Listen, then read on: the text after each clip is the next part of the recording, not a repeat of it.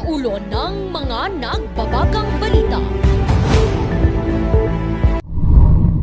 Mainit na panahon sa summer capital of the Philippines, ikinadismaya ng ilang turista. Pagpasok ng El Nino sa bansa, ikinababahala ng mga magsasaka sa Northern Luzon. 21 estudyante ng UP Baguio nagpositibo sa COVID-19. Face-to-face class ipinatigil. OTOP bill malapit nang maisabatas. Tulong sa mga MSMEs tiniyak. At mga kalahok ng Dinengdeng Festival Street Dance Competition ng Agoo La Union nagpasiklaban.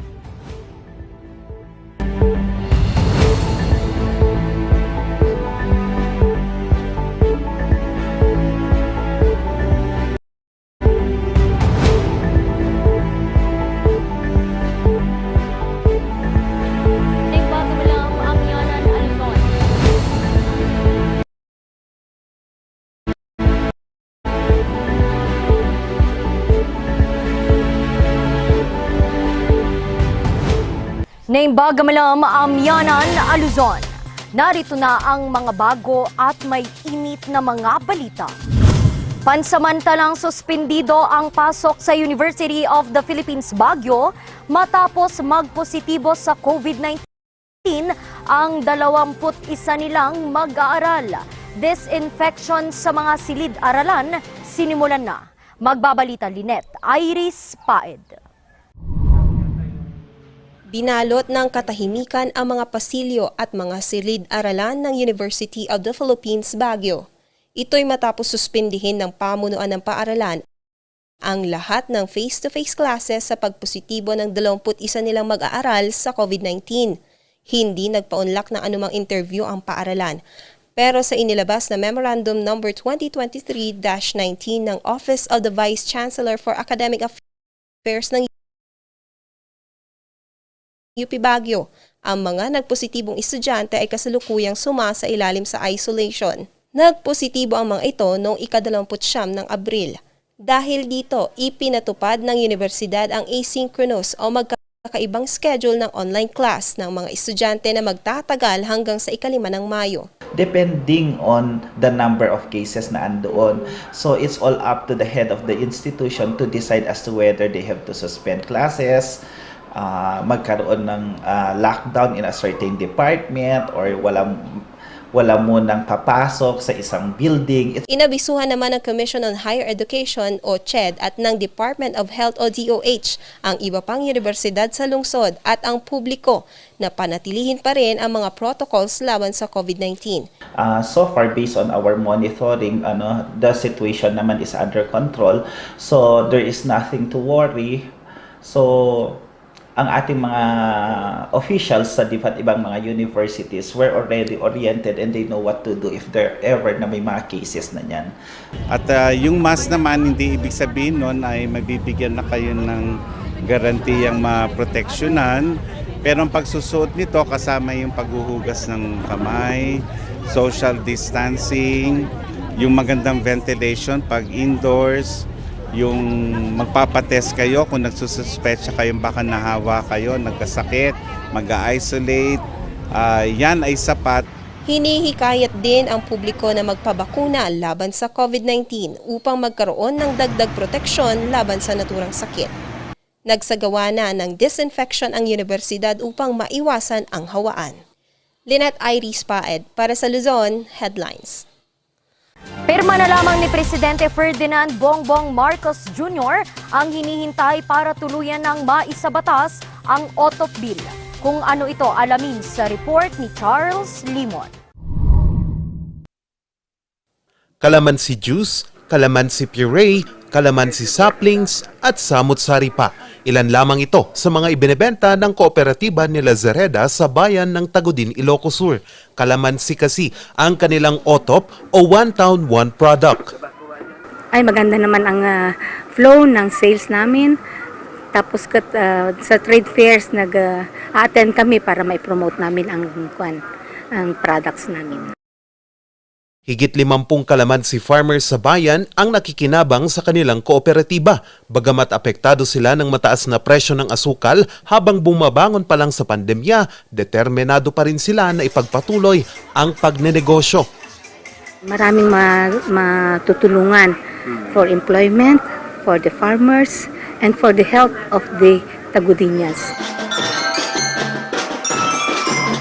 Kaya sa pagdiriwang ng ika-16 na Tikanlo Festival ng Bayan kahapon, inihayag ni Senator Mark Villar ang magandang balita para sa mga MSMEs. The 16th Tikanlo Festival will be Halos naipasa namin sa Senate ang OTOP One Town One Product at ito po isang batas na bibigay ng suporta sa mga MSMEs at dito po siguro maganda na kailangan pa natin suportahan ang paggawa ng mga kakanin.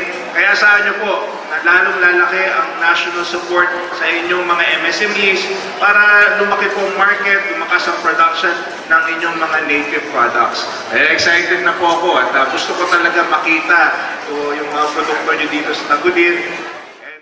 Ang Senate Bill 1594 o ang OTOP Philippines Act of 2023 ay ipinasa ni Senator Mark Villar. Inaprubahan ito sa ikatlong pagbasa sa Senado noong ika-20 ng Marso. Layon ng bill na magbigay ng mga package assistance sa mga micro, small, medium enterprises na ang negosyo ay tungkol sa One Town One Product. Hatid nito ang pagpapaunlad at pagpapaganda sa pagbebenta ng mga serbisyo at mga produktong alok ng mga MSMEs. Ako naman po bilang chairman ng Trade and Industry, kakusapin ko yung DTI at gagawin ko lahat para lalong ma-promote ang inyong mga produkto at lalong magbigyan ng suporta ang inyong mga produkto dito sa Tagudin. Ikinatuwa naman ito ng pamalang bayan, lalo na sa pagpapalago pa ng industriya ng kalamansi sa bayan. Siyempre nakita niya kasi yung economic growth ng bayan ng Tagudin at yung aggressiveness ng Tagudinians para lumago pa yung bayan namin ay na-feel at nakita niya. Last January, for the first time, we embarked that all our calamansi growers were provided with a lot of fertilizers. Due to the fact na, di ba, ang mahal-mahal ng... para mawala yung hindrance na yon, kami na ang nag-provide. Pirma na lang ni Pangulong Ferdinand Bongbong Marcos Jr. ang kailangan upang maisabatas na ito. Charles Nicolimon para sa Luzon Headlines. Nangangamba ngayon ang mga magsasaka sa paparating na El Nino.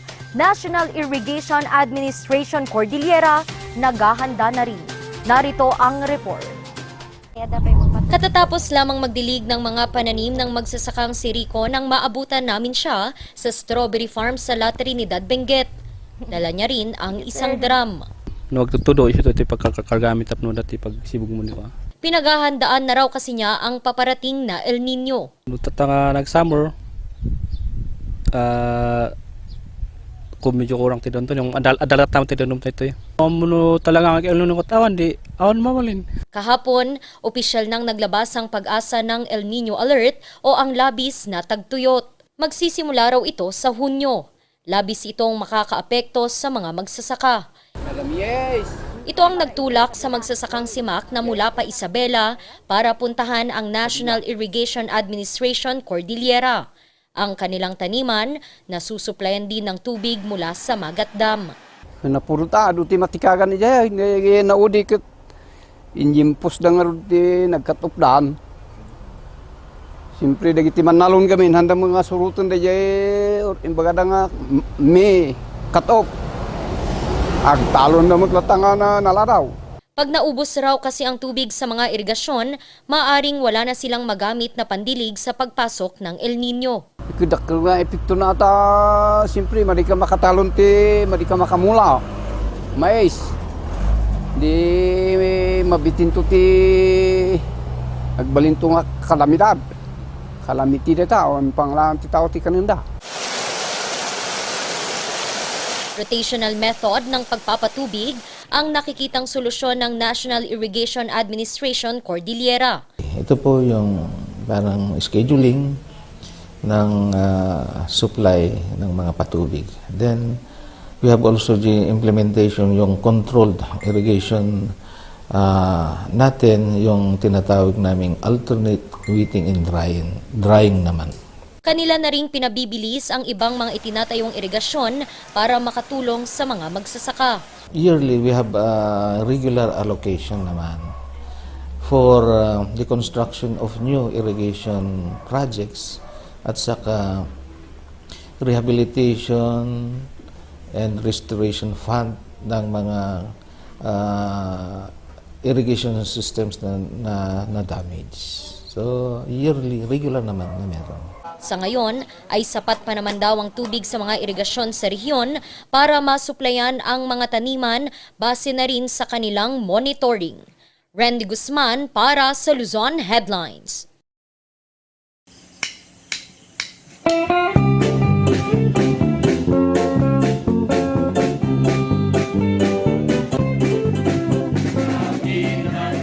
Ang Ticanlo Festival ay pinagdiriwang ang kasaganahan ng ani at pinapakita namin ang mayamang kultura, tradisyon ng bayan ng Tagudin. Ang paggawa ng mga kakanin at isa sa mga pangunahing kinabubuhay ng aming mamamayan.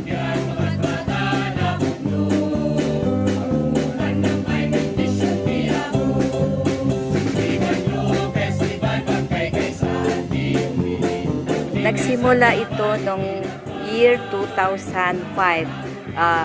Nung first time ni Mayor June as mayor dito sa bayan namin ng Tagudin.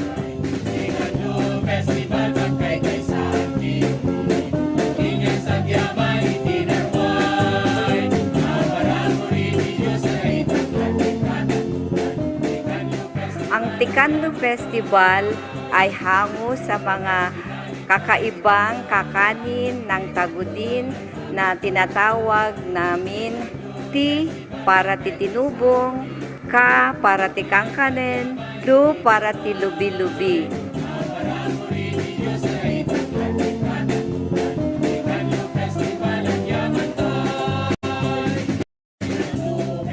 Tinawag namin na Ticanlo kasi iprinopromote namin ang mga ani, mga pangunahing produkto ng bayan gaya ng palay, malagkit at iba-iba pang root crop.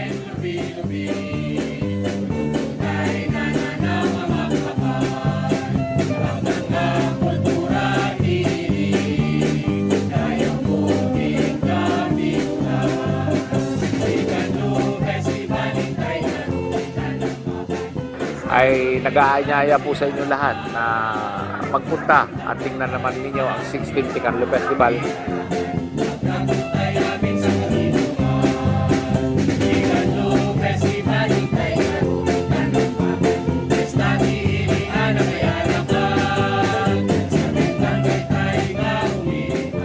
Marami pong pwede ipalabas, maraming mapapanood, may mga imbitado rin po kami mga guests na pupunta. Kung may panahon po kayo, dahan po kayo rito. Lalong-lalo na po yung mga malapit dito sa aming bayan ng Tagudin. At saka yung mga dating Tagudinian. In God we trust, Tagudinian. Ticanlo Festival.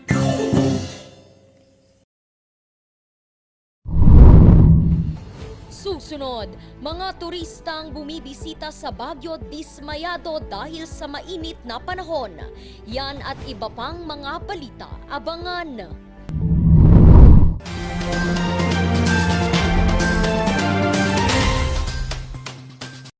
Ano ang kaibahan ng Panamox Antibiotic Caplet sa Panamox Forte?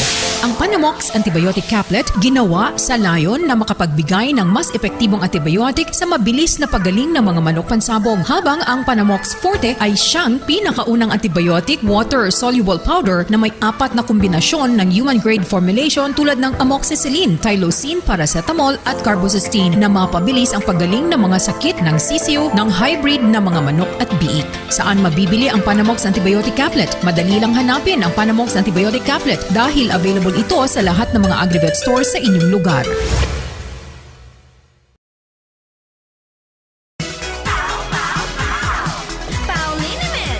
Masakit ba ang likod, ang kasukasuan? Namimitig o masakit ang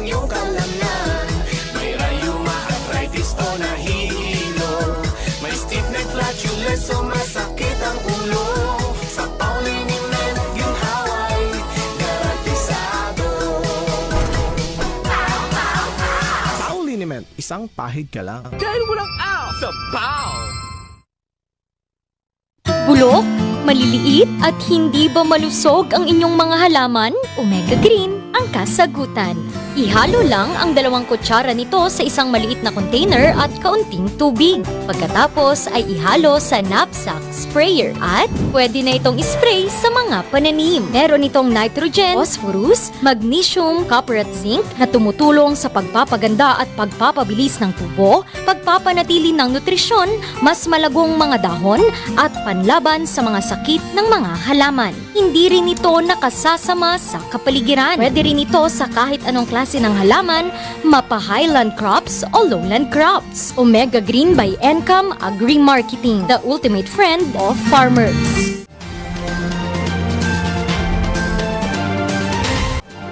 Sa mga nagbabalak mamasyal ng Baguio, dismayado ang ilang turista. Kung bakit, alamin sa report na ito. Kung dati tuwing weekend lang lumalabas ang pamilya ni Jonah, ngayong araw, naabutan namin silang nagpipiknik sa Burnham Park. Ma-feel mo yung lamig. Ngayon kasi ang sobrang init.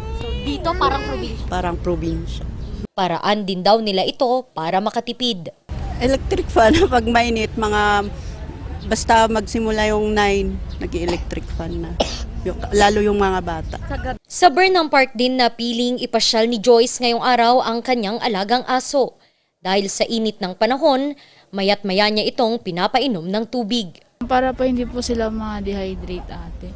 Then kasi lalo na po sobrang init po ngayon ate. Unlike po dati. Dismayado rin ang turistang si Fernalyn sa muli niyang pagbisita sa lungsod. Bagyo malamig, di ba? Pero ngayon sobrang init naman. Nakasando nga ako eh. Nagdala na nga ito ng payong dahil masakit daw sa balat ang sikat ng araw.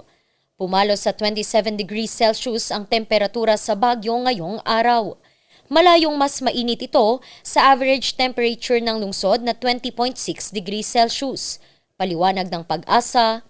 Mabagal ang hangin natin, mahina, hindi niya na itutulak yung init. Kanya mainit yung panahon natin. May paliwanag rin sila kung bakit nakararanas ng malakas na pag-uulan tuwing dapit hapon hanggang gabi. Mas maano kasi ang thunderstorm kasi ngayon kasi yung init, yung lamig tsaka yung init naghahalo. Yun yung ng thunderstorm.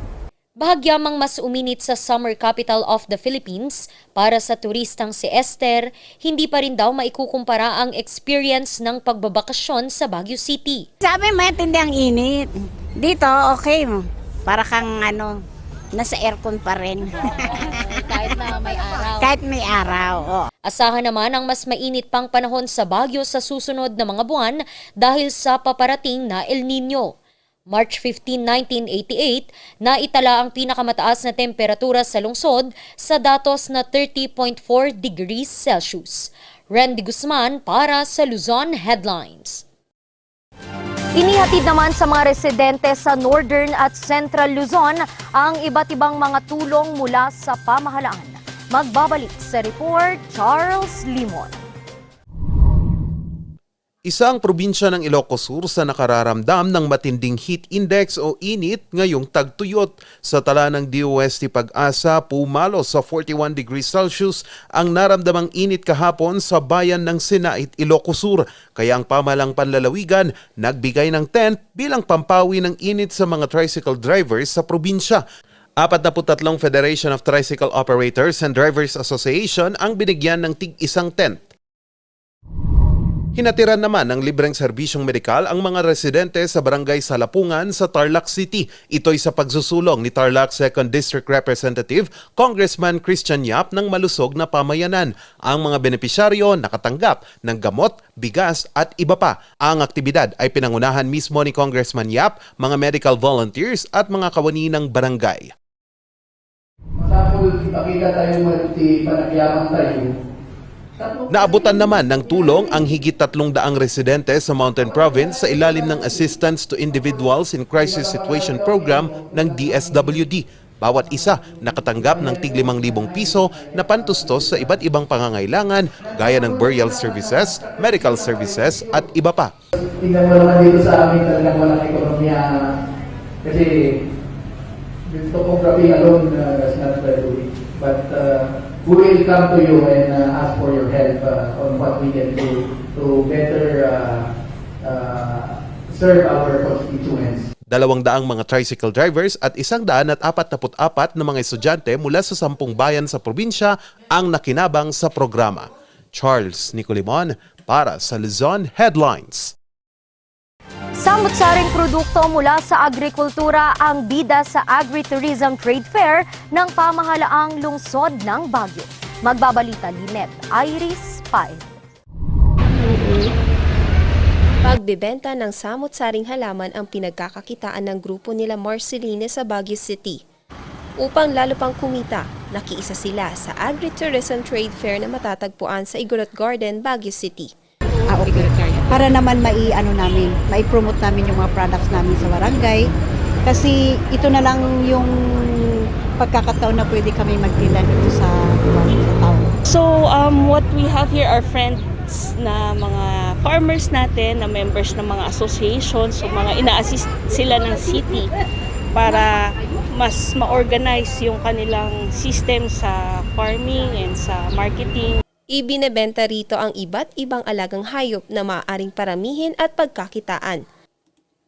Mayroon ding mga ornamental plants na nagkakahalaga ng mula 50 hanggang 200 piso.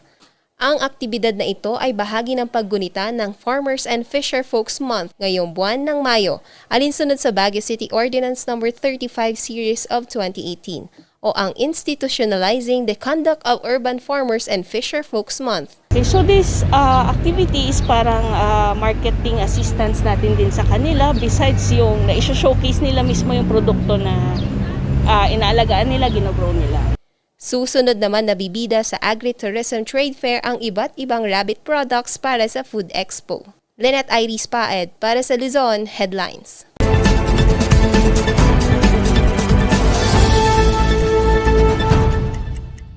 Meron din tayong tanong mula sa isang viewer na yun daw mag-asawa and after marriage and for almost 1 year, no, thereafter there is no sexual contact. There is no sexual cooperation between them. At ang tanong niya pwede bang ipa-annul ang marriage na ito kung there is no physical contact between husband and wife? And of course, in order to have your marriage annulled based on the fact that there is no physical contact between husband and wife ever since they got married, kailangan nyo ng medical examination or medical finding na kayong dalawa or ay normal, healthy, and of course, kung ang petitioner ay ang babae, kailangan may finding na up to this point in time, she remains a virgin. No? Of course, ang husband naman, kailangan may prove na hindi siya impotent. No? In order that it can be a ground for psychological incapacity. Ito po ay na-decidean na ng Supreme Court doon sa case ni Chi Ming Choi versus Court of Appeals. At ang sabi ng ating korte dito, the prolonged refusal of a husband to have sexual cooperation for the procreation of children with his wife is equivalent to psychological incapacity. So you note here that there are factors like prolonged duration, factors like refusal, deliberate refusal of a husband to have sexual cooperation with the wife. Bakit? Because it is a failure on the part of the husband to perform his marital obligations. The concept of marriage dito sa ating bayan is it is for procreation, meaning for the children, kailangan magkaanak arising out of the marriage. And so pag nag-refuse to cooperate ang isang party, then that is a ground for nullity of marriage.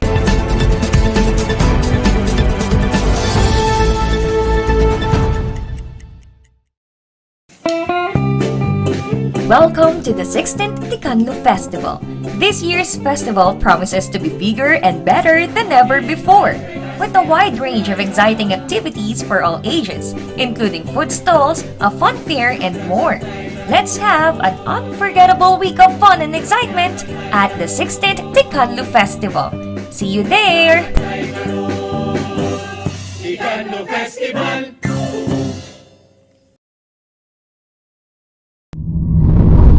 Susunod, mga kalahok ng Dinengdeng Festival Street Dancing Competition ng Agoo La Union nagpasiklaban. Mga nagwagi, alamin sa pagbabalik ng Luzon Headlines.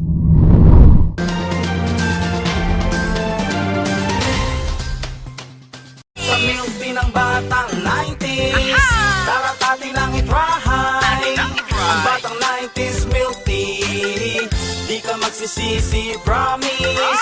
Sa milk ng batang 90s. Bizarre Music offers a complete line of musical instruments.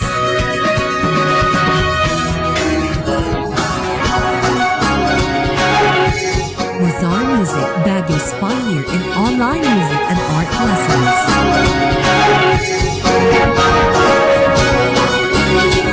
Bizarre Music, bringing music closer to your hearts.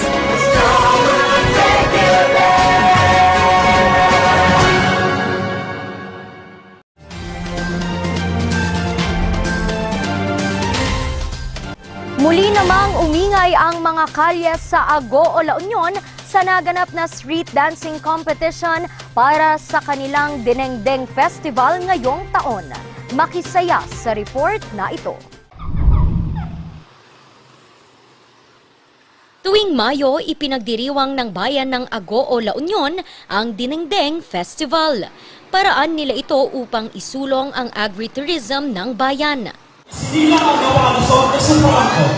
Para sa mag-asawa, si Franco ay simbolo ng pagmamahalan, pagtutulungan at ng bagong pag-asa. Salamat sa Diyos! Salamat, Nuestra Señora de Caridad! Kahapon, nagpasiklaban ang 12 kalahok ng street dancing competition.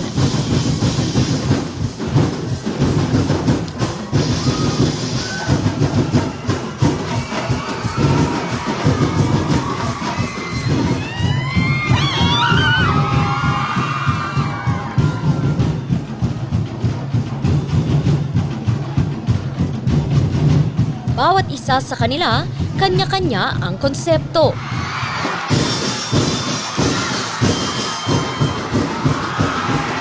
Hindi nagpahuli ang President Elpidio Quirino National High School.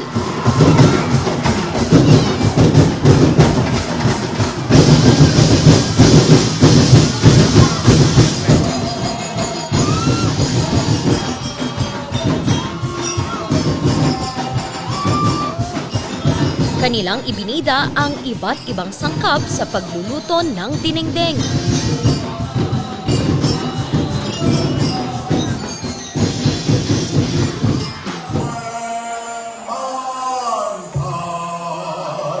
Mayamang kultura naman ng Agoo ang ibinida ng kalahok mula sa Don Mariano Marcos State University Senior High School.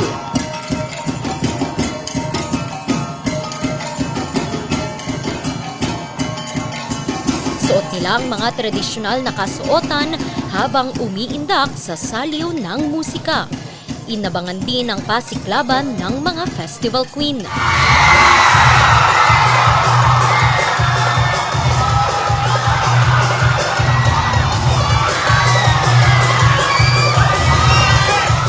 Sa huli, Nasungkit ang Best in Costume ng mga kalahok mula sa President Quirino Elpidio National High School. Contingent number 1! Tinanghal naman na second runner-up ang mga mula sa St. Mary Academy.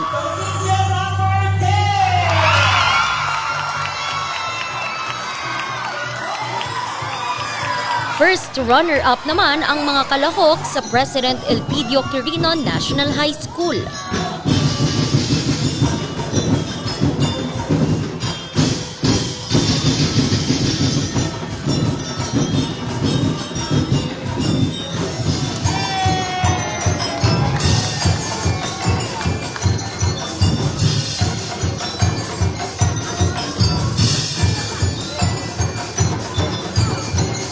At tinanghal na kampiyon sa street dancing competition ngayong taon ang mga mula sa Don Eufemio F. Erigel Memorial National High School.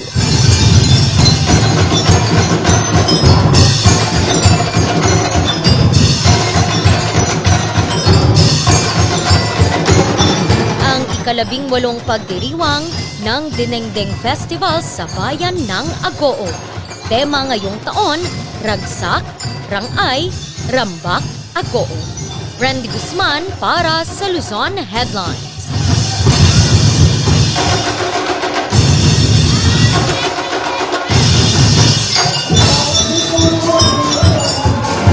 At yan ang mga balitang nakalap ng Luzon Headlines ngayong araw.